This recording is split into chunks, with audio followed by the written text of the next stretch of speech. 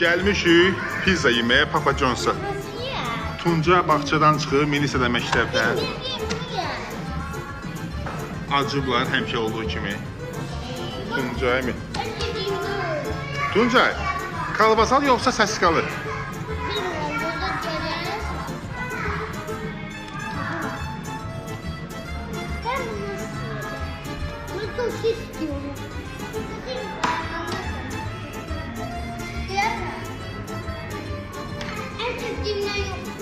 Biz hara gəlmişik? Papa John's-a gəlmişik. Nə yeməyə gəlmişik? Pizza. Pizza. Nə pizzası? Hansından? Kalbasalı. Kalbasalı. Sən xoşlayırsan pizza? Bəs Melisa, sən pizza xoşlayırsan? Neçə dilim olacaq? 8 dilim bəs edəcəksə? Adama...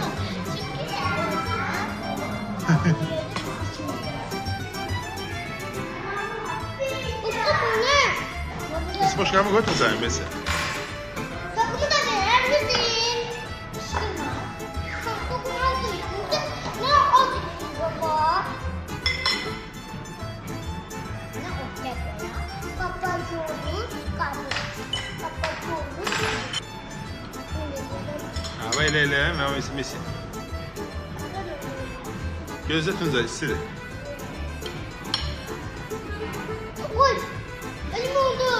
Oy! Meşi başladı. Annem ne yapıyor? Gel işlemiz. İşte.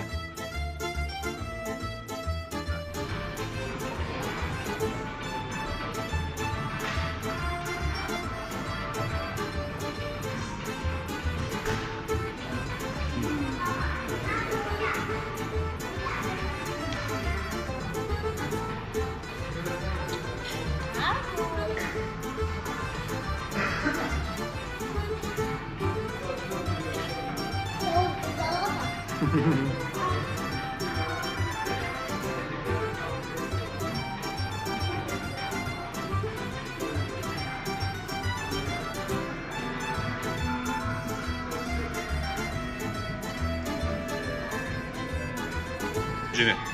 Bəs Tuncay? Tuncay birincini kurtarır ha? Kurtarır, keçir ikinciye.